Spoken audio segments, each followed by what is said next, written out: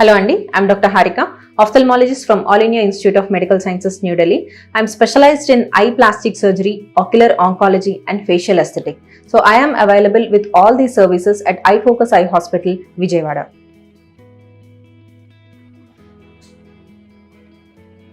ఈ రోజు మనం వీడియోలో మన కళ్ళ కింద ఐ బ్యాగ్స్ అనేవి ఎందుకు వస్తాయి, దానికి ట్రీట్మెంట్ ఆప్షన్స్ ఏంటి, దీని గురించి తెలుసుకుందామండి.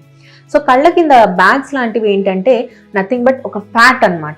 సో నార్మల్గా మన కంటికి మన బుగ్గకి మధ్యలో ఒక చిన్న ఫైన్ ఏరియా ఉంటుంది. అదేంటంటే ఈ బుగ్గలో నుంచి ఆ ఫ్యాట్ పైకి రాకుండా మనకి ప్రొటెక్షన్ ఇస్తుంది అనమాట. సో దీన్ని కొంత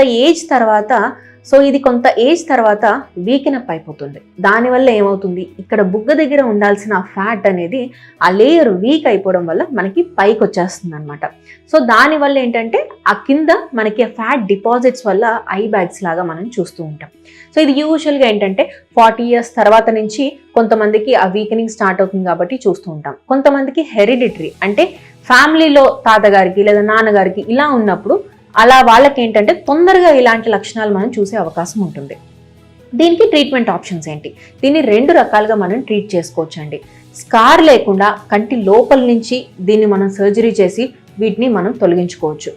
రెండోది, కొంతమందికి చాలా సివియర్గా ఉంటుంది. ఎంత సివియర్గా అంటే ఇలా ఏలాడుతూ ఉంటాయి.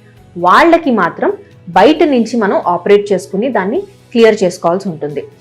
బయట నుంచి ఆపరేట్ చేసుకున్న చాలా మినిమల్ స్కార్తో దీన్ని సక్సెస్ఫుల్గా మనం తొలగించుకోవచ్చు.